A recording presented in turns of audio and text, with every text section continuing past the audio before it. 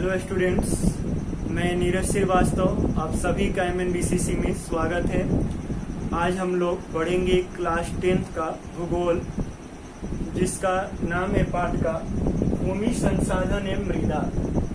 कि भूमि संसाधन एवं मृदा यानी कि भूमि संसाधन क्या है और मिट्टी के बारे में। सबसे पहले हम लोग इसके पहले जान ले कि संसाधन किसको कहा जाता है, कि संसाधन क्या होता है।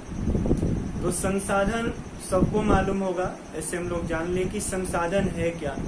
तो संसाधन पर्यावरण में उपस्थित सभी वस्तु जो मानव की आवश्यकता को हर तरह से पूरा करता है या प्रकृति के द्वारा प्राप्त उस समस्त जैव एवं अजैव वस्तु जो मानवीय आवश्यकता को पूरा करने में सहयोग करता है या मानवीय आवश्यकता को पूरा करने में सहायक होता है, उसको हम संसाधन कहते हैं।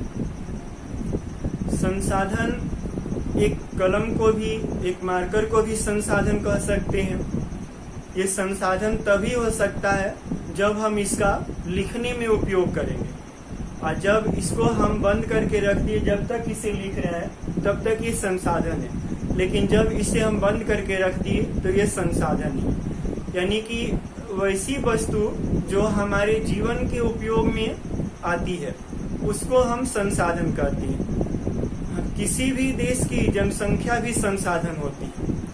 वो तभी संसाधन कही जाएगी जब वो शिक्षित हो, वो हर तरह से स्वस्थ हो, क्योंकि शिक्षित एवं स्वस्थ जनसंख्या अपने तकनीक का प्रयोग करके किसी भी वस्तु को अपने उपयोग में ला सकती है या उसे उपयोग में लाने योग्य बना सकते हैं। तो उसे हम संसाधन के नाम से जानते हैं। अब हम लोग दूसरा टॉपिक इसमें पढ़ेंगे, भूमि संसाधन क्या है। हम लोग तो संसाधन से क्या समझते हैं जान लिए, अब है कि भूमि संसाधन क्या है। तो जिस तरह जल भी एक संसाधन है, उसी तरह से भूमि भी संसाधन है। भूमि हमारे प्रकृति का एक सबसे बड़ा महत्वपूर्ण तोहफा या उपहार माना जाता है। भूमि पर ही मानव का जीवन संभव है और भूमि पर ही पेड़ पौधे सारी चीज भूमि पर ही उपस्थित है। खनिज संपदा का सबसे बड़ा स्रोत भी भूमि ही होता है। भूमि पर ही मनुष्य अपने जीवन की तमाम आर्थिक क्रियाकलाप करता है। इसके अतिरिक्त भूमि पर ही सड़क या जितने मकान होते हैं या अन्य कल कारखाने होते हैं, इन तमाम चीजों का निर्माण भूमि पर ही किया जाता है। भूमि पर ही हर लोगों का बसेरा होता है, यानी भूमि के बिना मानव का जीवन संभव नहीं हो पाता है। यानी मनुष्य जो भी क्रियाकलाप करेगा उसके लिए भूमि का होना जरूरी है। इसलिए भूमि को भी एक सर्वोत्तम साधन के रूप में माना जाता है, लेकिन भूमि हमारे पास सीमित रूप में है। इसलिए इसका उपयोग हमें बहुत ही सावधानी पूर्वक और सुनियोजित तरीके से करना चाहिए।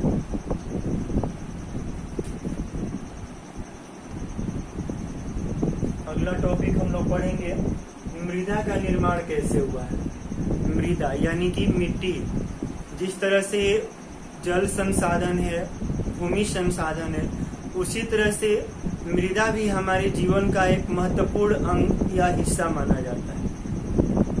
मृदा यानी कि मिट्टी का निर्माण कैसे हुआ है। मिट्टी या मृदा जो होता है वो भूमि की ऊपरी सतह को मृदा या मिट्टी के नाम से जाना जाता है। मिट्टी का निर्माण चट्टानों के विखंडन, वनस्पतियों तथा जीवाश्मों के सड़ने गलने या नष्ट होने से होता है। मिट्टी हमारे जीवन का सबसे महत्वपूर्ण अंग माना जाता है। मानव का जीवन मिट्टी पर भी आधारित होता है। मानव के जीवन की सबसे महत्वपूर्ण आवश्यकताएं भोजन, वस्त्र और आवास मिट्टी के द्वारा ही प्राप्त होता है। इसके अतिरिक्त पेड़ पौधे भी अपने वृद्धि के लिए आवश्यक पोषक तत्व जो है वो मिट्टी के द्वारा ही प्राप्त करते हैं। मृदा के निर्माण एवं उसके उर्वरकों के विकास में कई कारक महत्वपूर्ण भूमिका निभाते हैं। जैसे पेड़ पौधे, जीव जंतु, जलवायु, लंबी समय अवधि तथा स्थानीय स्थलाकृति। इसके अतिरिक्त कई प्राकृतिक तत्व भी मिट्टी के निर्माण में अपना महत्वपूर्ण योगदान देते हैं। जैसे समय में परिवर्तन या तापमान में परिवर्तन हो गया, फिर हिमनद अपघटन की क्रिया, ये भी मिट्टी निर्माण में अपना हर तरह से महत्वपूर्ण योगदान देता है। मृदा निर्माण की प्रक्रिया को मृदा जनन के नाम से भी जाना जाता है। मिट्टी में मुख्य रूप से दो तत्व पाए जाते हैं, एक खनिज और एक ह्यूमस, जिसको जैव पदार्थ भी कहा जाता है। खनिज जो होता है वो मुख्य चट्टानों के द्वारा प्राप्त हो जाता है, जबकि ह्यूमस जो होते हैं वो जीवाश्म एवं वनस्पतियों के सड़ने गलने और नष्ट होने से प्राप्त होता है। ये जैव पदार्थ जो है मिट्टी को उपजाऊ बनाने में हर तरह से अपना महत्वपूर्ण योगदान देते हैं। इसलिए मिट्टी हमारे जीवन का सबसे महत्वपूर्ण अंग माना जाता है और मिट्टी पर ही हमारे जीवन की कई मूलभूत आवश्यकताएं निर्भर करती है। अगला टॉपिक हम लोग पढ़ेंगे मृदा के प्रकारों का वर्णन। यानी मिट्टी के बारे में तो हम लोग जान लिए कि मिट्टी का निर्माण कैसे हुआ था। अब है कि मृदा के प्रकार, यानी कि मिट्टी के कितने प्रकार होते हैं। तो भारत में मुख्य रूप से 6 प्रकार की मिट्टी पाई जाती है। पहला, जलोढ़ मिट्टी। जलोढ़ मिट्टी का निर्माण नदियों द्वारा बहाकर लाए गए अवसादों से होता है। जब नदियां बाढ़ के समय जब अपने साथ जो मलबे या अवसाद जो लेकर आती है तो उसके साथ ही मतलब जलोढ़ मिट्टी का निर्माण होता है। जलोढ़ मिट्टी के निर्माण में हिमालय की 3 प्रमुख नदियों का महत्वपूर्ण योगदान माना जाता है, सिंधु, गंगा और ब्रह्मपुत्र। इसलिए इसे सिंधु गंगा ब्रह्मपुत्र का भी मैदान कहा जाता है। हमारे भारत देश के विशाल मैदान, जिसे उत्तरी मैदान के नाम से जाना जाता है, उसका भी निर्माण जलोढ़ मिट्टी के द्वारा ही हुआ है। जलोढ़ मिट्टी कृषि कार्य के लिए सबसे महत्वपूर्ण मानी जाती है। इसमें कृषि कार्य अधिक मात्रा में होता है, जिसे हम गहन कृषि कहते हैं। गहन कृषि होने के कारण इस मैदानी क्षेत्र में जनसंख्या भी अधिक मात्रा में पाया जाता है। इस मिट्टी का विस्तार हमारे देश के लगभग 6.4 करोड़ हेक्टेयर भूमि पर है। यह मिट्टी उत्तरी मैदान के विस्तृत क्षेत्रों में तथा राजस्थान और गुजरात के कई क्षेत्रों में पाई जाती है। इस मिट्टी में फास्फोरस, पोटाश और चूने जैसे तत्वों की प्रधानता होती है। इसके अतिरिक्त इस मिट्टी में चावल, गेहूं, मक्का, गन्ना, दलहन इत्यादि की खेती की जाती है।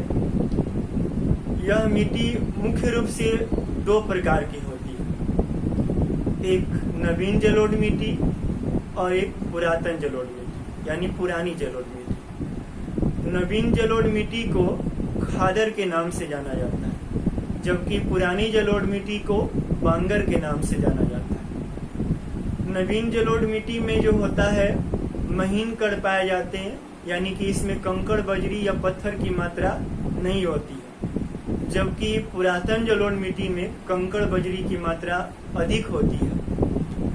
नवीन जलोढ़ मिट्टी जो होती है काफी उपजाऊ होता है, ये कृषि कार्य के लिए अनुकूल मानी जाती है, जबकि पुरातन जलोढ़ मिट्टी जो होता है वह उपजाऊ नहीं होता है, यानी कृषि कार्य के लिए इसमें काफी मेहनत करने की आवश्यकता है। इसका दूसरा पॉइंट जो है, यानी दूसरा नंबर, काली मिट्टी। पहला जलोढ़ मिट्टी हो गया, दूसरा काली मिट्टी। काली मिट्टी का निर्माण महीन कणों से, यानी बारीक महीन कणों से हुआ है। इस मिट्टी का निर्माण ज्वालामुखी विस्फोट तथा बेसाल्टिक चट्टानों के लावा के द्वारा हुआ है। यह मिट्टी काले रंग की होती है। इसमें एल्युमिनियम एवं लोहे की भी अंश पाए जाते हैं, इसलिए इस मिट्टी का रंग काला होता है। इस मिट्टी को काली मिट्टी के नाम से भी जाना जाता है। इसका स्थानीय नाम रेगुर है। इस मिट्टी में नमी धारण करने की क्षमता सबसे अधिक होती है। जिसके कारण यह मिट्टी नमी धारण करने की वजह से हमेशा चिपचिपा होती है और अधिक दिनों तक अगर इसे छोड़ दिया जाता है तो बहुत जल्द सूख जाती है और सूखने के बाद इसमें बड़े बड़े दरार उत्पन्न हो जाते हैं, जिससे इसमें कृषि करना या हल चलाना बड़ी ही मुश्किल काम हो जाता है। इसलिए इसे पहली ही बरसात में इस मिट्टी की जुताई करना लाभदायक होता है। यह मिट्टी कपास की खेती के लिए सर्वोत्तम मानी जाती है, इसलिए इस मिट्टी को काली कपासी मिट्टी के नाम से भी जाना जाता है। यह मिट्टी हमारे देश के कुल भूभाग के लगभग 6.4 करोड़ हेक्टेयर भूमि पर फैला हुआ है। इस मिट्टी में मैग्नीशियम, पोटाश, कैल्शियम कार्बोनेट और चूना जैसे तत्वों की प्रधानता होती है। इसके अतिरिक्त यह मिट्टी महाराष्ट्र, सौराष्ट्र, तमिलनाडु, आंध्र प्रदेश, कर्नाटक और पश्चिमी मध्य प्रदेश में पाया जाता है या इसका विस्तार इन सभी राज्यों में। इसके साथ ही साथ इस मिट्टी में गेहूं, प्याज, फल, सब्जी तथा मक्के की खेती की जाती है। अगला तीसरा नंबर जो है, यानी पहला हो गया जलोढ़ मिट्टी, दूसरा काली मिट्टी, तीसरा हो गया लाल एवं पीली मिट्टी। तो लाल एवं पीली मिट्टी का निर्माण रवेदार आग्नेय चट्टानों के द्वारा हुआ है। यह मिट्टी उन क्षेत्रों में पाई जाती है जहां पर वर्षा 100 सेंटीमीटर से कम होती है। जिन क्षेत्रों में 100 सेंटीमीटर से कम वर्षा होती है उन क्षेत्रों में लाल एवं पीली मिट्टी पाई जाती है। इस मिट्टी में लोहे की मात्रा होती है, इसलिए इस मिट्टी का रंग लाल होता है। लेकिन जब यह मिट्टी अपने अंदर जल का समायोजन कर लेती है तो इस मिट्टी का रंग पीला हो जाता है। इसलिए इस मिट्टी को लाल एवं पीली मिट्टी के नाम से जाना जाता है। मुख्य रूप से इस मिट्टी का निर्माण ग्रेनाइट, नीस जैसे चट्टानों के विघटित और रूपांतरित होने से हुआ है। इस मिट्टी में जैव पदार्थ का काफी अभाव होता है, यानी कि ह्यूमस की मात्रा बहुत कम होती है। इसलिए यह मिट्टी काली मिट्टी एवं जलोढ़ मिट्टी की तरह उपजाऊ नहीं होती है। यह मिट्टी हमारे भारत भूमि के 7.2 करोड़ हेक्टेयर पर फैला हुआ है। इस मिट्टी को उपजाऊ बनाने के लिए उर्वरक का प्रयोग किया जाता है। उर्वरक का प्रयोग करके इस मिट्टी को उपजाऊ बनाया जाता है। इसके बाद इसमें कृषि कार्य को विकसित किया जाता है। फिर सिंचाई के साधनों का प्रयोग किया जाता है। सिंचाई के अधिक साधनों का प्रयोग करके इसमें गन्ना, मकई, बाजरा इत्यादि जैसे फसलों का उत्पादन किया जाता है।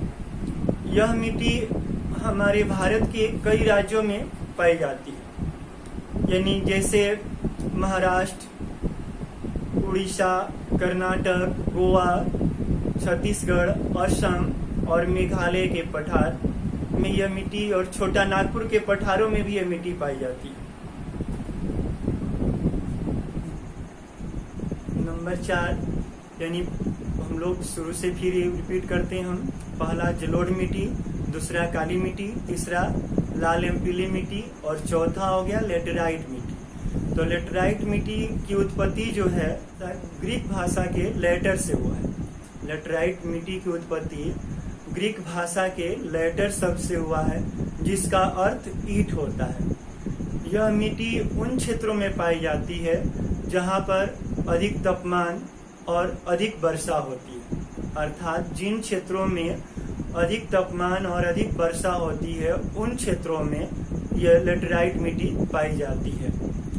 लेटेराइट मिट्टी हमारे भारत भूमि के 1.3 करोड़ हेक्टेयर पर फैला हुआ है।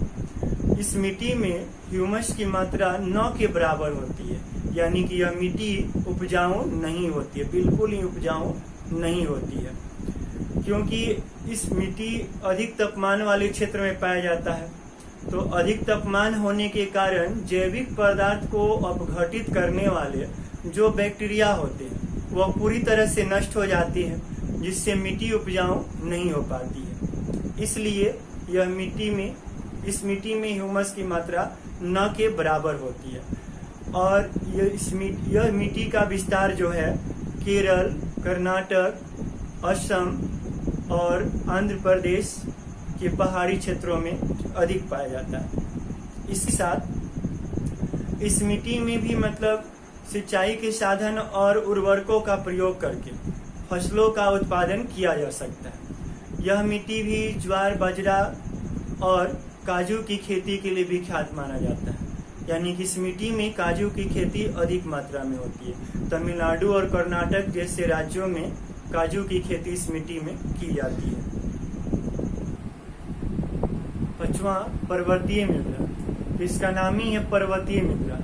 तो पर्वतीय मिट्टी जो होती है यह पर्वतीय और पहाड़ी क्षेत्रों में पाई जाती है। इस मिट्टी को वन संपदा के नाम से भी जाना जाता है या वन मृदा भी कहा जाता है।